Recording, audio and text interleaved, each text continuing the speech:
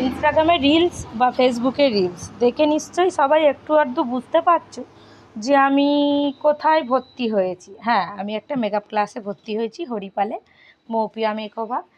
ম্যামের নাম মৌপিয়া। তো সেখানে ভর্তি হয়েছি। আমাদের দুটো ডেমো সেশন ক্লাস শুরু হয়ে গেছে, মানে শেষ হয়ে গেছে।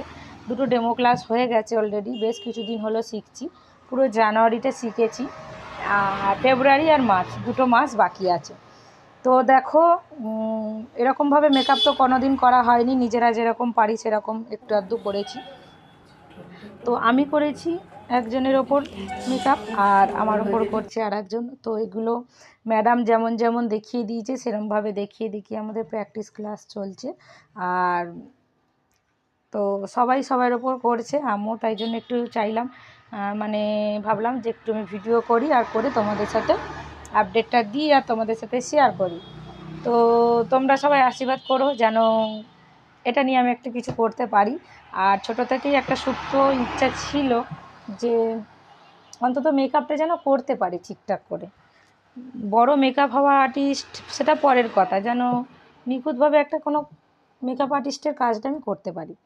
তো দেখতেই পাচ্ছ সব কিছু হয়ে গেছে এখানে, আর আমার লাস্টে টিপটা পরিয়ে দিয়েছে। এই হলো আমার মানে লুক, যেহেতু প্রথম প্রথম প্র্যাকটিস হচ্ছে। আর এখানে এই যে ম্যাডাম বোঝাচ্ছে, আর আমরা হলাম 5th ব্যাচের স্টুডেন্ট। এই যে সবাই এখানে হচ্ছে বৌদি করছে, ওর ওপরে এক একজনের ওপরে ক্লাসগুলো করছে।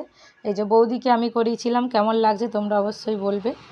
আর আমরা যেরকম প্র্যাকটিস করব, ছোটোখাটো ফটো আমি মানে আপলোড করব। তো দেখো দিদিমণির, হ্যাঁ ভালো কথা, দিদিমণি বলে ডাকি বলে অনেকেই হাসে, আবার দিদিমণি হাসে, আবার দিদিমণি বলে না ভালোই লাগে। তো দিদিমণির যেকালে কোনো অসুবিধা নেই, আমি তো দিদিমণি বলেই ডাকবো।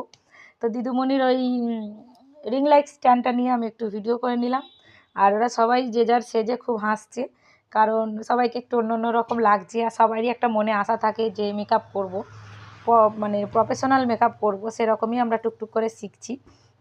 আর এই যে হেলমেট পরে, জ্যাকেট পরে আমরা ব্রাইডাল টাচ আর কি মেকআপ আমরা শিখে নিজেদের ওপর অ্যাপ্লাই করে এবার বাড়ির দিকে যাব।